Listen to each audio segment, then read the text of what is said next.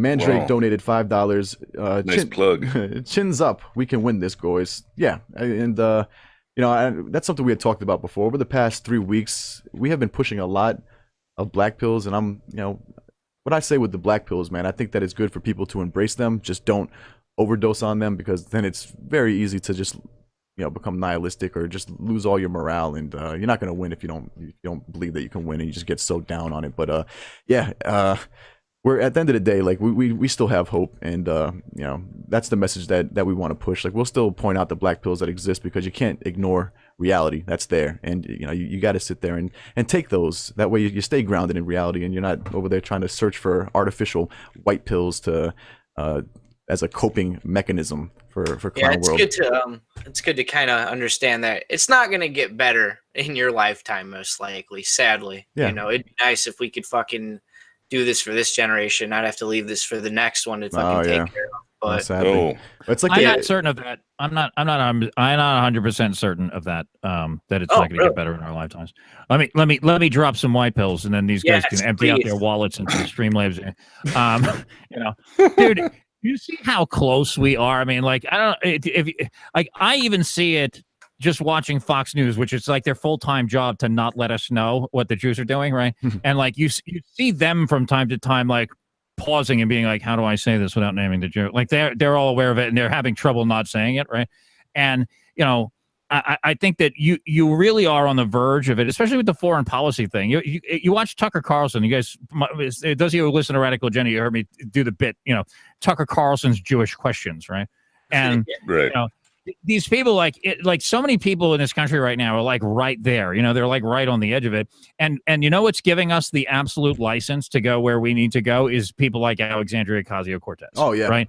When the left is so far extreme and they are just taking off the mask and letting people know, look at, the Democrat Party would refuse to counter signal Bradley Manning even, right? Bradley Manning's running for Senate in Maryland, and he lost the primary or whatever, thank God.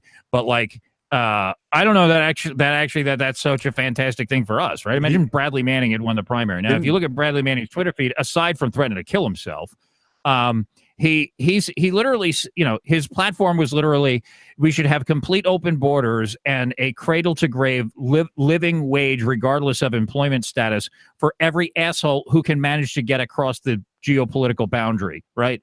Is literally his platform. And so that is not, no sane person. I understand there are people stupid enough to believe that this is a good idea in the country, but anybody with a IQ over, anybody with a 3-digit IQ is going to be like, that's a plan to destroy the country. Just anybody can come here and get a living wage for nothing. Right. And he literally retweeted somebody who said, one of his Twitter followers said, XY Chelsea's plan is to open the borders and give a cradle to grave living wage, regardless of employment. And then as a date, we can dance in the rubble afterwards. And Manning retweeted the thing. Like, they're not even hiding that they're not even trying to pretend that they're trying to do a good thing anymore. They're coming out of the closet as Skeletor, right? They're just like, we are the cartoon supervillain. We are trying to destroy the country for the pure joy of the wanton destruction. And they're letting everybody know this, right? And so if you come out and you're like, well, those people are telling you that they're trying to destroy your country, and we're just going to tell you that some of these people are going to have to be made uncomfortable in order to save it. Eventually, I think that you could see large swaths of the population saying, like, I understand why you would want to treat those people badly, government.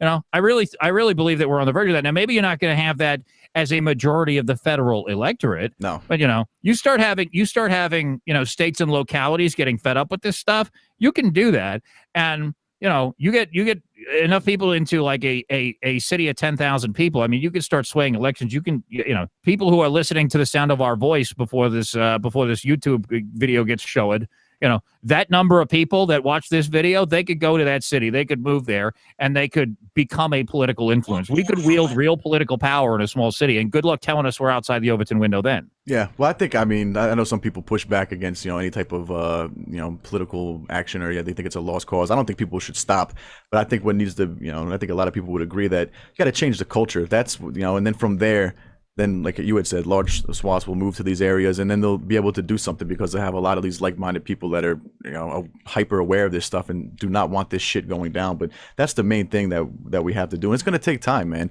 And I mean, look what I mean. Obviously, they have a lot more mechanisms and more influence. But look how much has changed even over one generation. What they've done in 20 years, how they just basically been able to invert reality. And so it's like the same thing can be possible. It's probably gonna take longer, man, just because, like I said, we don't have the same resources and reach as they do. I mean, they have the biggest megaphone out there, and all their money bags. They can fund all this shit. But that's what you have to do, man. They recognize that. They know that. Imagine for 1 second that we just got to compete on a level playing field on social media and financial system, dude. Imagine I never got banned from YouTube or payment processors, right? Imagine if some competent jurisdiction intervened when they were prosecuting me for a crime they knew I didn't commit. Like tiny little changes like that.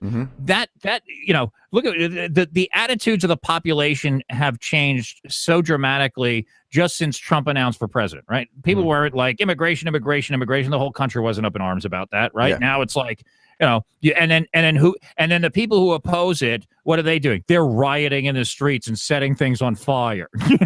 Like, oh, these Nazis are so bad, which is why it's okay for these black-clad communists to go out and attack them in the street.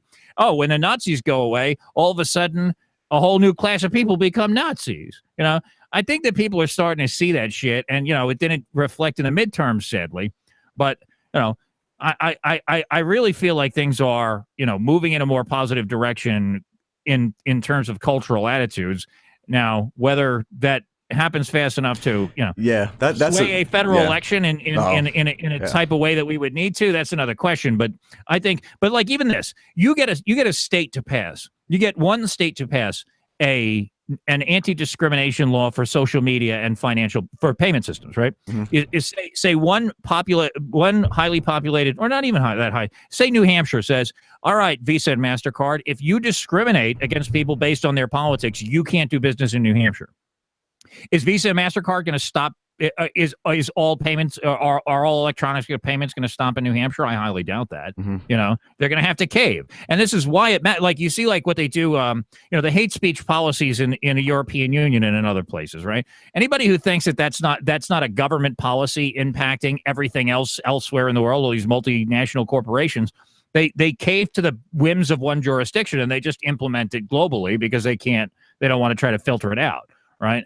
And so, you get a couple of things like that happening, and you're going to see these avalanches of opinions changing. And I get doom and gloom sometimes too, guys. Anybody who listens to Radical Agenda knows that, I'm like, I'm having a little trouble arguing with the Robert Bowers fans and stuff like that. But then I'm like, okay, wait a second. No. Calm the fuck down, psycho. Take a deep breath and just think about how things are going. And I really, there is hope, I mean, even something like, even with like, talk about YouTube, if there was something where they can crack down on them and channels like ours, I mean, obviously if you don't say anything like, illegal, like, threatening somebody or, anything like that, like legit Fed posting, but just, allowing us to actually have free speech on this platform. I mean, I don't think I've seen anybody with a channel like ours or even close. I mean, we're pretty we're pretty much on the edge with the stuff that we do, but even the people that talk about the things that are important, that need to be talked about, I think the threshold is they get to about 12,000 subscribers, I'll see, before something cracks down. Imagine if we can get channels, if we were able to get channels that have up to 100,000, 200,000, like some of these more like palatable, like alt-light type of people are able to build up their channels because really they're not as much of a threat. But even on just this one platform, that would be huge, man. Yeah. The search engines, the YouTube and stuff like this, and what they're doing is they're definitely overstepping, right? So I mean, YouTube was like, okay, we're going to ban Christopher Cantwell, and literally nobody cares, right? The 20,000 people who are subscribed to my channel, they're like, oh shit, I've got to watch something else, right? And then they're like, okay, now we're going to ban Alex Jones from YouTube, Facebook, Twitter, and Instagram all in the same 2-week period or whatever it was. iTunes and everything. And then people are like, hey, wait a second. Then the president of the United States is like, I see what you're doing, but, Jeff Sessions is going to cuck, so I can't do anything. Whatever the case may be, they're going to overstep at some point, right? we find out that it's MasterCard is, largely responsible for a lot of these payment processor problems. You think it's PayPal or Stripe, and then you're like, okay, well, I'll get it with authorized. And then they're like, nope, you can't get it here either. And it's the underwriting banks. You find it's fucking MasterCard doing this. Somebody goes after them and says, no, that's going to stop.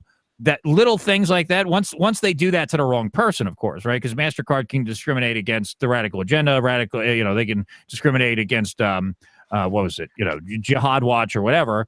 But, eventually they do that to the wrong fucking person. They overstep their boundaries, and then something intervenes.